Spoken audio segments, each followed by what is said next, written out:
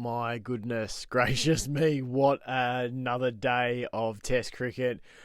In the first match between Australia and India in Perth, I asked the question earlier this morning in my day 2 audio diary, could India, if it's scoring this test match like a boxing match, that each day being around, that you would have scored the first 2 days India's way, could they, get another day in which they were scored the winner? And if they did, they'd have 3 of the 5 and be impossible to beat. And boy, oh boy, they did it.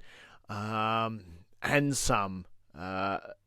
They went from, 170 for no loss at stumps, racked up a lead in excess of 500 runs. Jaiswal makes the most glorious 161 off 297 balls. Virat Kohli later in the day reaches triple figures to close out the innings, and that signalled the declaration. And then Jaiswal Bumrah comes in and delivers the it's not even a knockout punch. I mean, by this stage, it's the definition of the stop is already dead gif. He comes in and nips out 3 in McSweeney, the night watchman, Cummins, and Marnus Labuschagne. Just a day of total dominance from the touring side, and it's just been remarkable to watch. This is India doing what Australia normally do to the visitors, in the first test match of the summer. They have absolutely unrelentingly pulverised Australia into submission, essentially. They're not going to lose. They're not going to draw this game, India, barring, Wizard of Oz level tornadoes rolling in and wiping out the next 2 days of play. This is going to be a test victory for India, almost certainly. And just the way that it's unfolded has been magnificent to watch in some ways, and terrifying if you're a stalwart Australian fan, because they have comprehensively dismantled this Australian team. First off, probably worth talking about the performance of Jaiswal, who was absolutely exceptional. As I said earlier, 161 off 297 balls, and the way he paced his innings, to be so patient and steady, on day 2, and then it was obvious that he came out and was nervous in the 90s.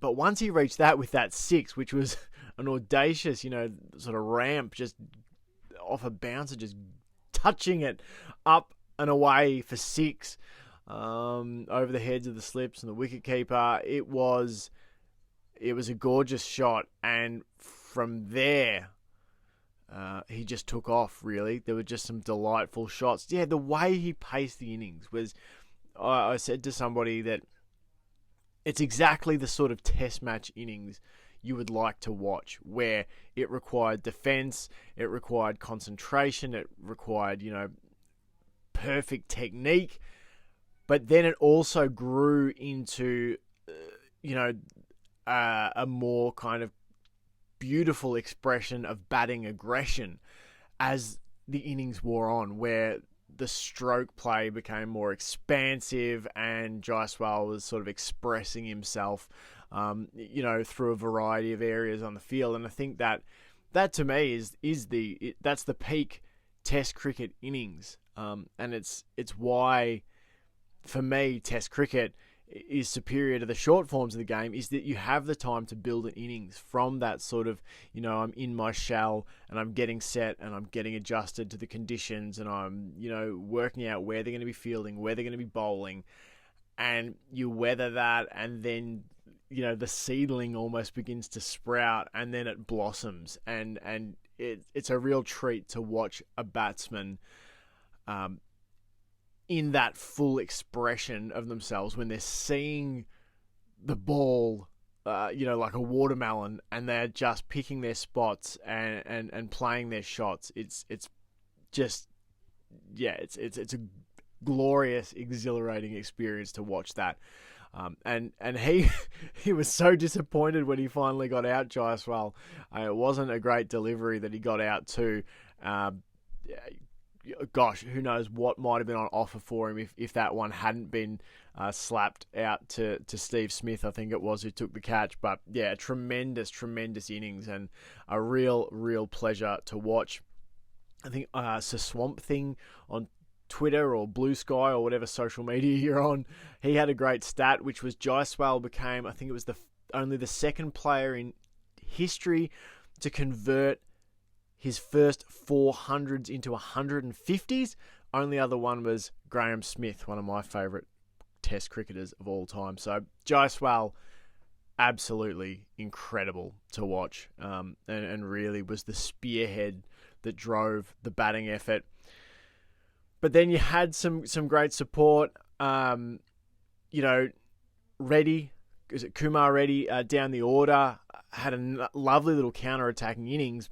And he's now played two nice little knocks, the 41 in the first dig and the 37 in this one. But, we can't go past talking about Virat Kohli, who brings up triple figures.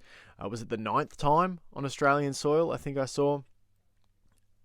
And he just looked like he built into great touch, played some beautiful shots, and thoroughly deserving of 100. It was nice to see. It's almost certainly, you would think, the last time we'll see him on Australian shores playing Test cricket.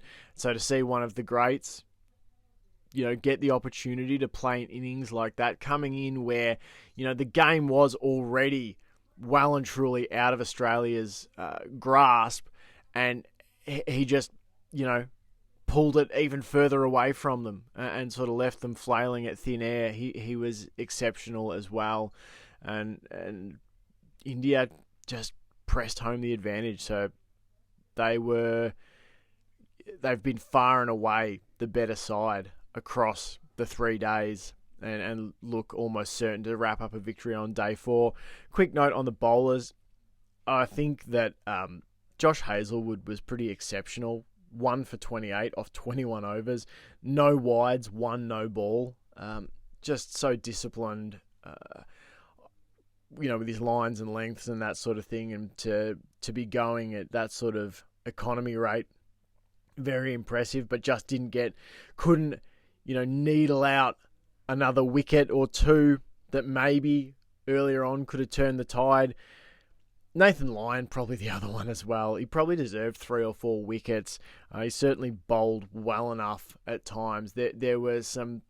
I joked that, is there some malevolent cricketing trickster god, sitting up in the rafters of the stadium, just cackling its head off as it uses, telepathic powers to just move Lyon's deliveries agonisingly out of the way of a batsman's edge or their stumps, because there were times where he had batsmen beaten all ends up, and it just didn't find an edge, or it just didn't find the stumps, or it was a huge effort from him. The best part of 40 overs bowling, and for the reward of, was it 2 wickets in the end? And he could have had a lot more. The fact that he stuck to the task and kept bowling his guts out was impressive. So I thought, Stark and Hazlewood and Lyon, rather, probably the pick of Australia's bowlers for me. But again, India have the answers, because it was Jasprit Bumrah who was the bowler of the day, and he only came on for 2.2 overs at the end of things. Jasprit Bumrah takes 3 for 2 of his 2.2 overs, now up to 180 wickets in 41 tests. It's unfair, really, how good he is. 8 wickets so far in this test match. So on pace currently to take 40 if he goes at the same clip across the series. That would be quite remarkable, but he's really in the box seat for my player of the match. I know there'd be some merit to someone like Jaiswal getting the nod, but if you think about how Bumrah ran through the Australians in the first innings and how he's already basically, landed the killer blow this evening, it's pretty hard to look past Jasprit Bumrah for mine for player of the match so far. So Australia 3 for 12 down at stumps on day 3, and a mountain of work ahead of them. I suppose, the draw, the best possible outcome. But then you sort of figure if they bat long, if they bat the next 2 days, they'll probably win. I don't think on this pitch, with the way the ball's starting to keep low at times and the turn it was taking as well from Nathan Lyon. I suppose you're just hoping that a few batsmen, if you're Australia, find form. That's sort of the key for them. They don't have a lot of batsmen who look like they're in glittering touch, so this is an opportunity 2 days ahead of you, the final innings of the Test match. Can some of the players find touch and a bit of form to take into the next 4 tests, because they are going to need it. All right, that's all from me on my day 3 audio diary. Thanks for everyone checking these out. It's always so random what gets watched on YouTube. I've put stuff up before that's got like 20, 15 or 20 views, and these ones are getting several hundred. So yeah, hopefully you're enjoying them, and I'll keep cranking them out for now. All right, enjoy the cricket tomorrow. I know I certainly will. We'll see if it lasts beyond lunch.